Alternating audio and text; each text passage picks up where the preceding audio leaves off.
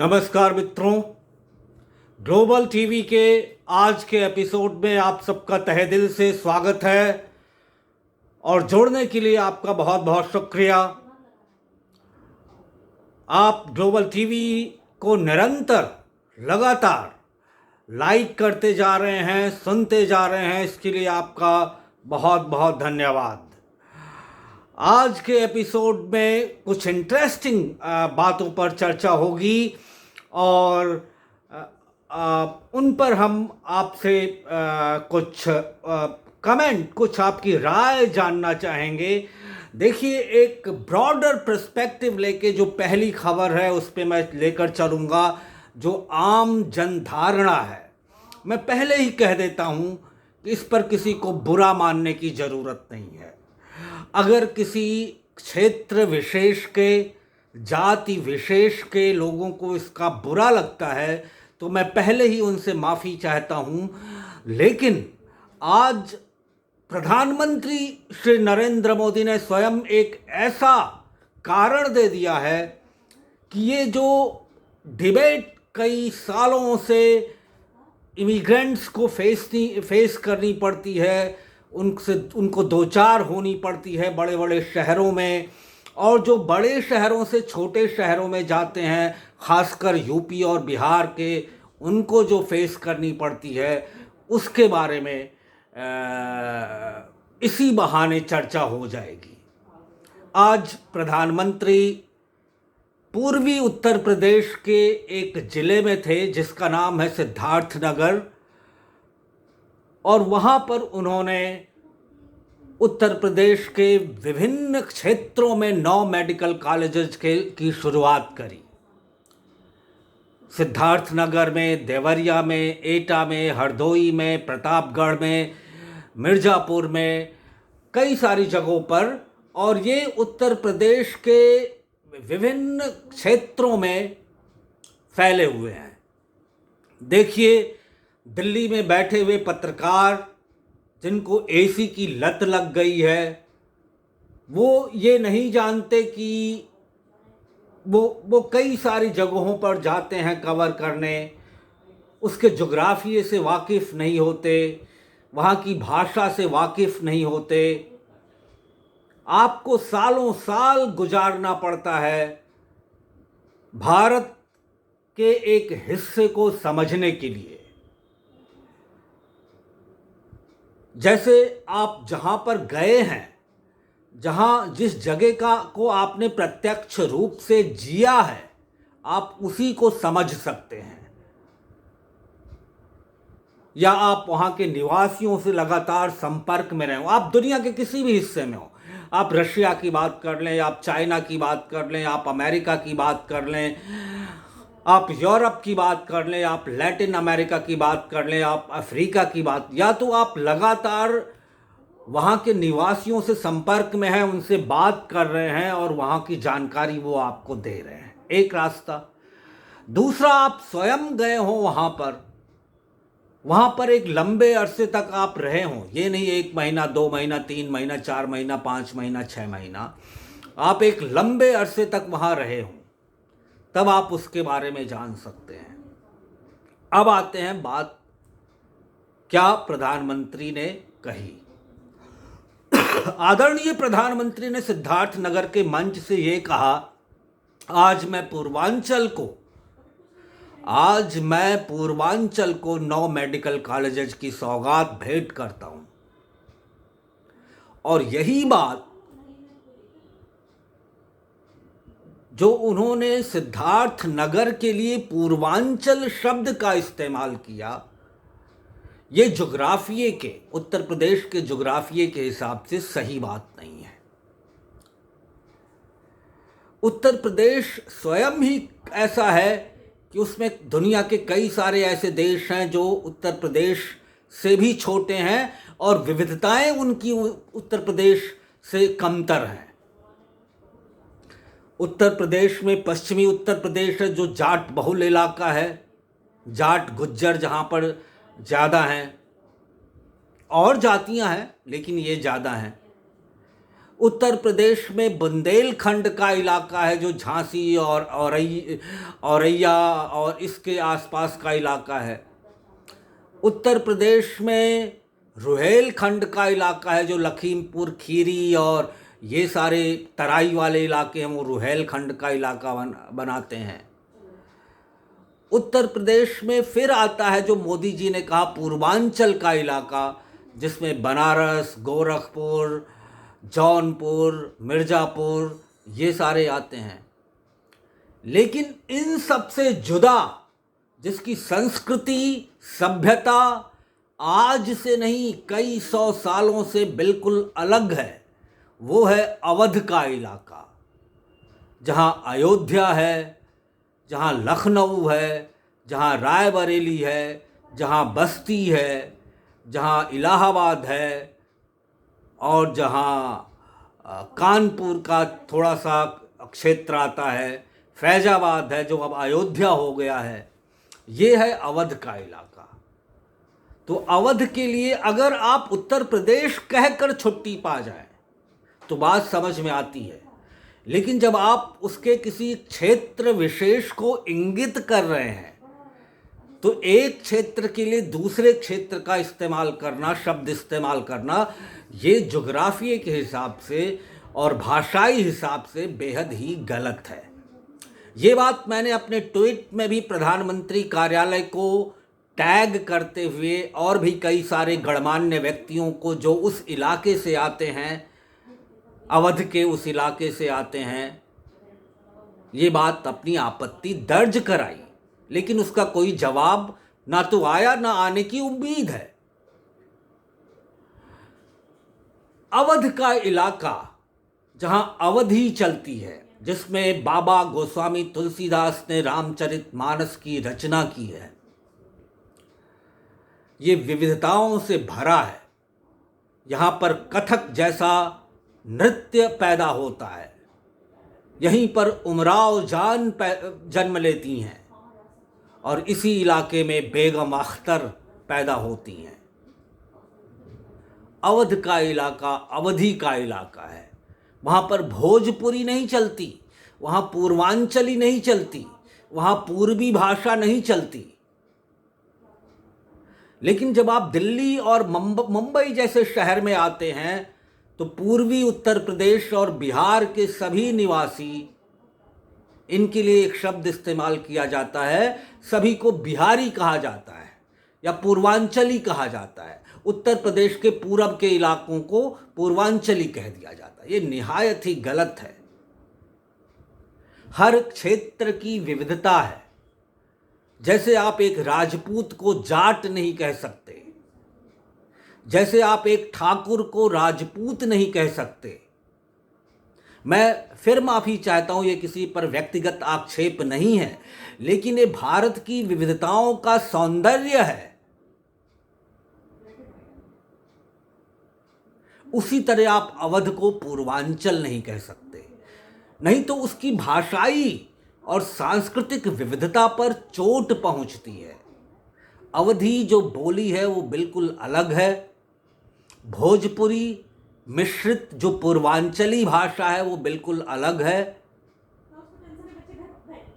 और जो बिहार के भोजपुर इलाके में, नॉर्थ बिहार में बोली जाती है, यूपी के सटे हुए इलाकों में बोली जाती है, गोपालगंज, छपरा, सीवान, वो भोजपुरी है।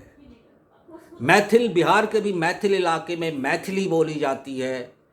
अंग, जहाँ से कर्ण, जो राज्य कर्ण को मिला था, दुर्योधन ने जिसे दिया था, वहाँ अंगिका बोली जाती है।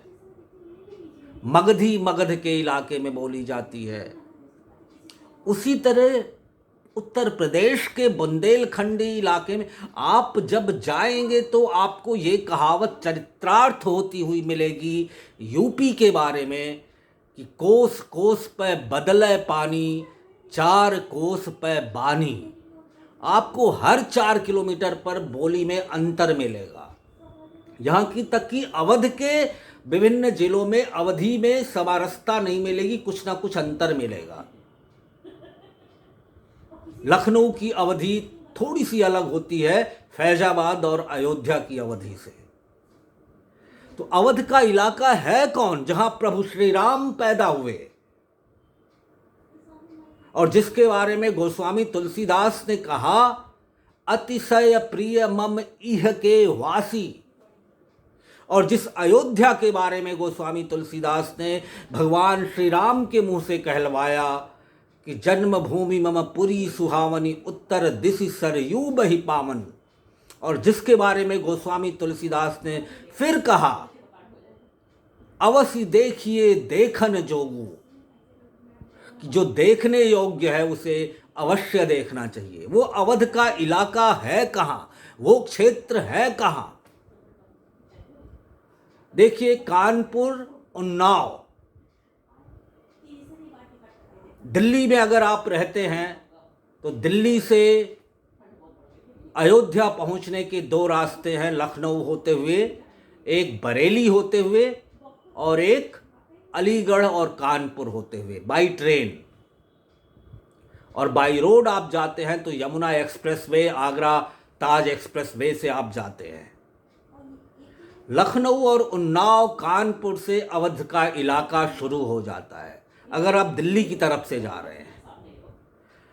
लखनऊ, कानपुर, उन्नाव, प्रतापगढ़, रायबरेली, इलाहाबाद, बाराबंकी, बहराइच, अयोध्या, प्रभुराम का इलाका, गोंडा, बस्ती, सिद्धार्थनगर, श्रावस्ती, संत कबीर नगर, ये 16 जनपद जो हैं वो अवध का इलाका है जहां अवधी बोली जाती है। और अवध का इलाका आज भी रीवा, जो मध्य प्रदेश की का सीमा है, वहाँ भी अवधी बोली जाती है, जो इलाहाबाद से सटा हुआ है।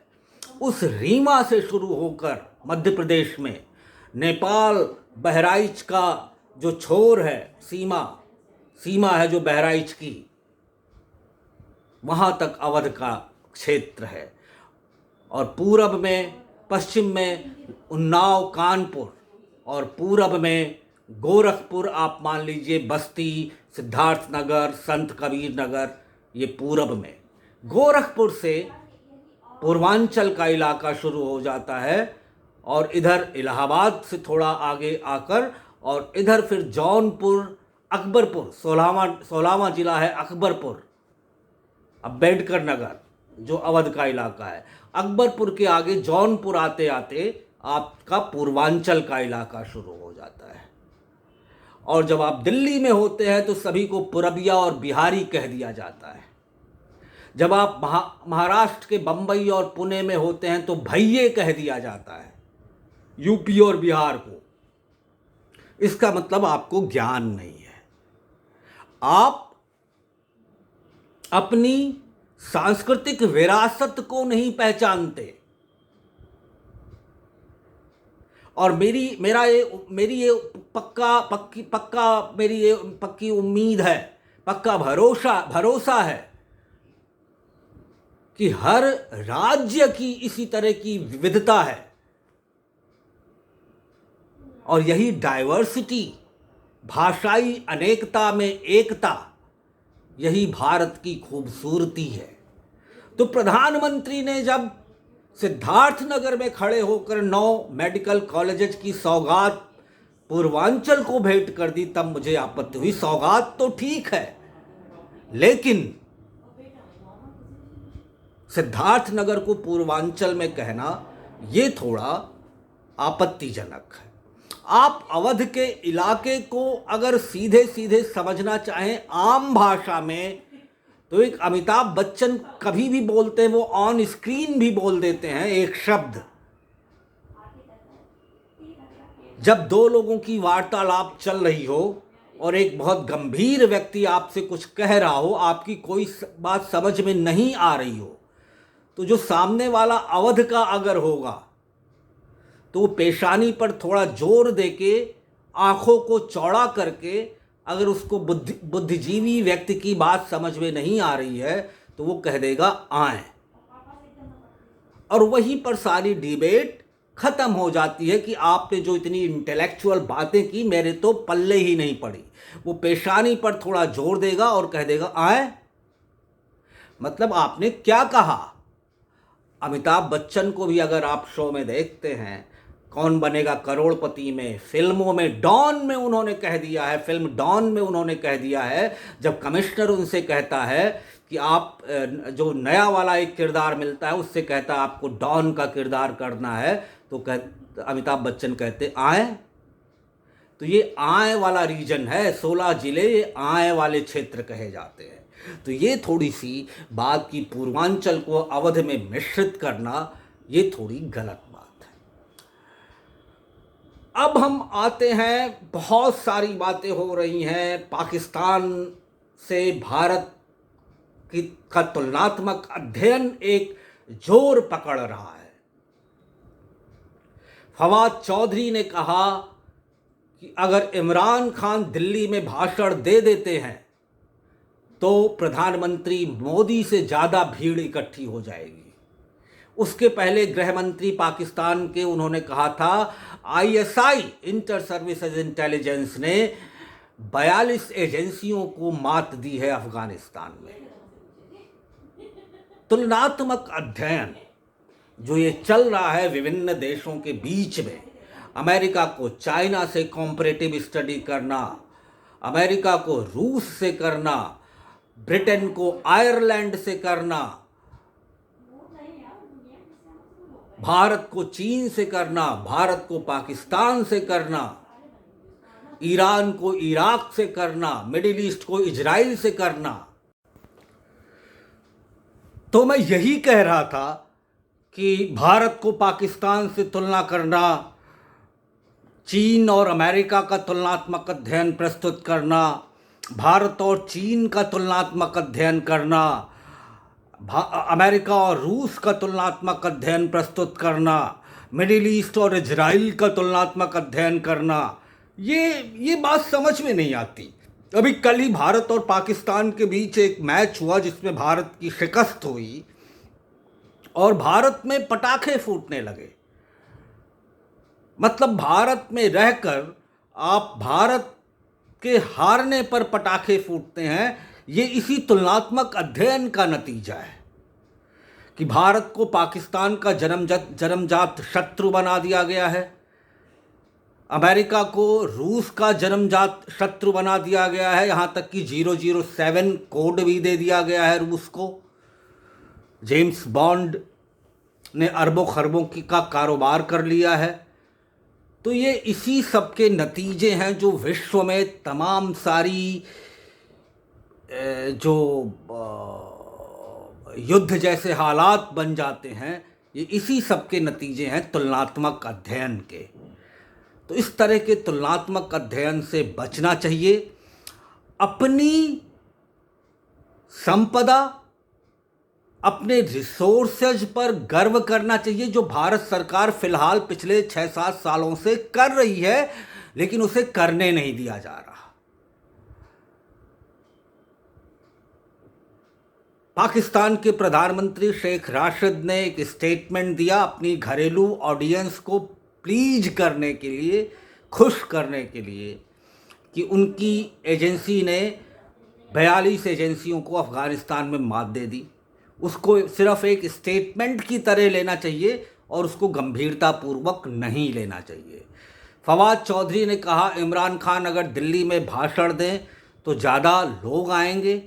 ये भी कपोल कल्पित बात है। इमरान खान कभी दिल्ली से भाषण देने आ नहीं रहे, क्योंकि वो पाकिस्तान के प्रधानमंत्री हैं। भारत के वो मुख्यमंत्री क्या एक विधायक भी नहीं हैं, इसलिए वो दिल्ली में आके भाषण दे नहीं सकते। और इस सब के बीच अमित शाह 4 दिन के दौरे पर हैं। भारत के गृह मंत्री वो सीआरपीएफ कैंप में जा रहे हैं, पाकिस्तान से सटे हुए आखिरी गांव में जा रहे हैं, सीआरपीएफ कैंप में भोजन करेंगे। तो ये चीज़ दिखाई दे रही है। ये कृतित्व हम कह सकते हैं कि ये वास्तविक धरातल पर हो रहा है।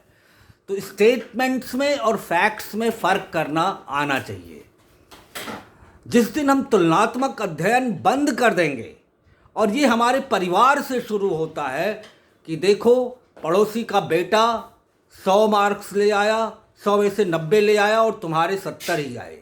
जिस दिन ये तुलनात्मक अध्ययन बात बंद कर देंगे हम पहले से ज़्यादा खुशी रहेंगे और हमारा बच्चा, हमारा समाज, हमारा देश पहले से ज़्यादा प्रगति करेगा।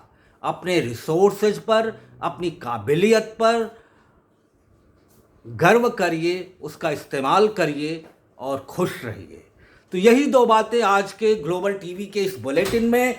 फिर कुछ दिनों में हाजिर होंगे, तब तक देखते रहिए ग्लोबल टीवी, लाइक करते रहिए, सब्सक्राइब करते रहिए अपने यूट्यूब चैनल को और कमेंट बॉक्स में अपने सुझाव लिखते रहिए। अगले हफ्ते तक के लिए दीजिए विदा। हाजिर होते हैं जल्दी ही। नमस्कार, धन्यवाद, जय हिंद।